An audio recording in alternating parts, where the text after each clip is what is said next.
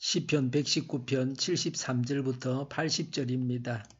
주님께서 손으로 몸소 나를 창조하시고 나를 세우셨으니 주님의 계명을 배울 수 있는 총명도 주십시오. 내가 주님의 말씀에 희망을 걸고 살아가기에 주님을 경외하는 사람들이 나를 보면 기뻐할 것입니다. 주님의 판단이 옳은 줄을 나는 압니다. 주님께서 나에게 고난을 주신 것도 주님께서 진실하시기 때문이라는 것을 나는 압니다. 주님의 종에게 약속하신 말씀대로 주님의 인자하심을 베풀어 주셔서 나를 위로해 주십시오. 주님의 법이 나의 기쁨이니 주님의 긍휼을 나에게 베풀어 주십시오. 그러면 내가 새 힘을 얻어 살 것입니다. 이유도 없이 나를 괴롭히는 저 오만한 자들은 수치를 당하게 해 주십시오. 나는 주님의 법도만을 생각하겠습니다. 주님을 경외하는 사람들이 내게로 돌아오게 해주십시오. 그들은 주님의 정거를 아는 사람들입니다. 내 마음이 주님의 율례들을 완전히 지켜서 내가 수치를 당하지 않게 해주십시오. 아멘. 73절에 주님께서 손으로 몸소 나를 창조하시고 나를 세우셨으니 주님의 계명을 배울 수 있는 총명도 주십시오라고 했습니다.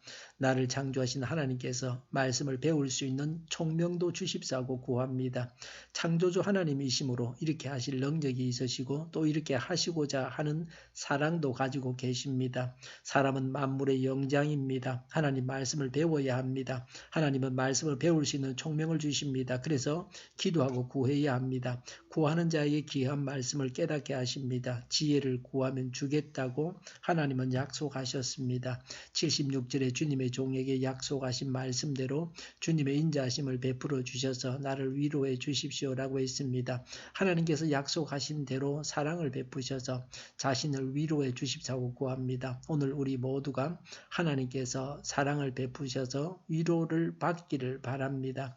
77절에 주님의 법이 나의 기쁨이니 주님의 긍휼을 나에게 베풀어 주십시오. 그러면 내가 새 힘을 얻어 살 것입니다. 라고 했습니다. 하나님의 긍휼을 구합니다. 하나님의 긍휼로 인해서 새 힘을 얻어 살게 된다고 했습니다. 78절에 이유도 없이 나를 괴롭히는 저 오만한 자들은 수치를 당하게 해 주십시오. 나는 주님의 법도만을 생각하겠습니다. 라고 했습니다. 이유 없이 괴롭히는 오만한 자가 되지 말아야 합니다. 이런 자들이 수치를 당하게 해 주십사고 구합니다. 괴롭힘을 당하면서도 고통의 신음만 하는 것이 아닙니다. 말씀만을 생각합니다. 하나님을 의지합니다. 79절에 주님을 경외하는 사람들이 내게로 돌아오게 해 주십시오. 그들은 주님의 정거를 아는 사람들입니다. 라고 했습니다. 말씀을 아는 자, 하나님을 경외하는 자들이 시인 자신에게로 돌아오게 해 주십사고 구합니다. 사람은 사회적인 동물입니다. 혼자서는 이 세상을 살아갈 수 없습니다. 주위에 사람들이 많아야 건강하게 잘 살아갈 수 있습니다. 외톨이는 아무 일도 할 수 없습니다. 큰일을 하는 사람은 주위에 사람이 많습니다.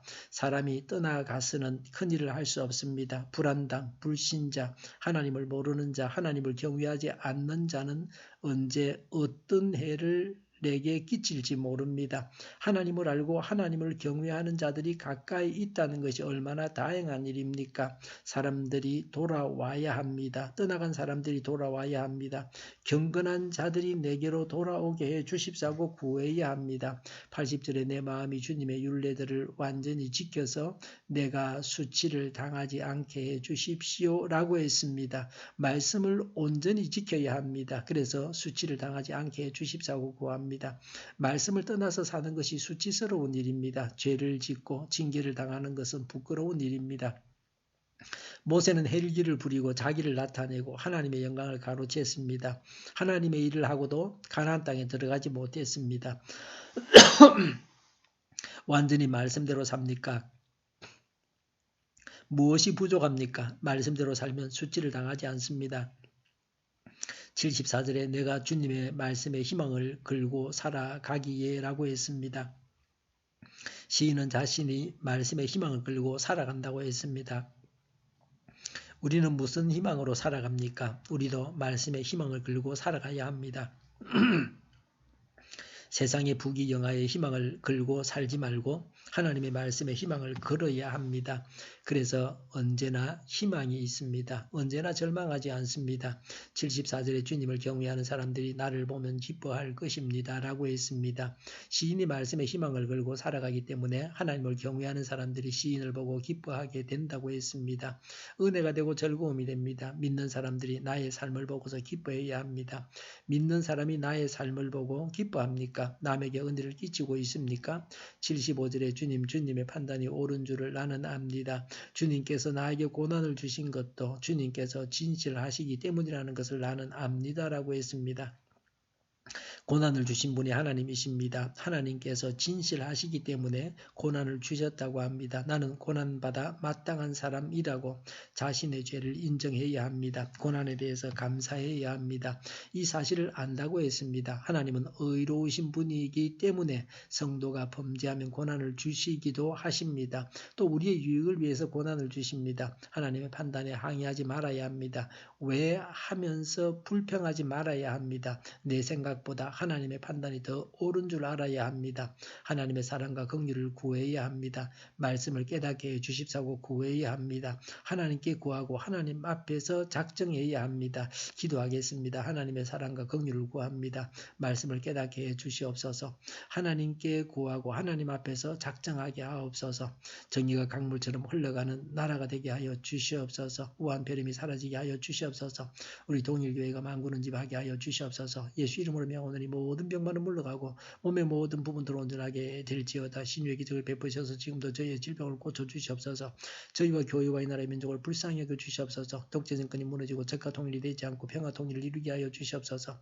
전쟁 위험이 사라지게 하시며 신앙의 자유를 누리며 살게 하여 주시옵소서. 하나님을 대적하는 색들이 바로 망하게 하여 주시옵소서. 국회와 정부가 하나님 기뻐하시는 법만을 만들게 하시며 반성경적인 모든 법과 영과 내규와 가짜 임금법이 즉시 폐기되게 하여 주시옵소서. 이 나라의 지도자 복으로 허락하여 주시옵소서.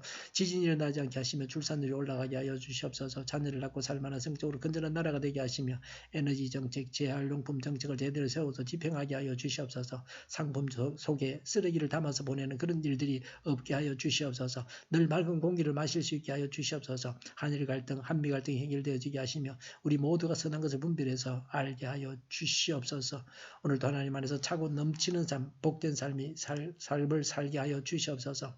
감사와 찬양을 주님께 돌려드리며 예수님의 이름으로 기도하옵나이다. 아멘.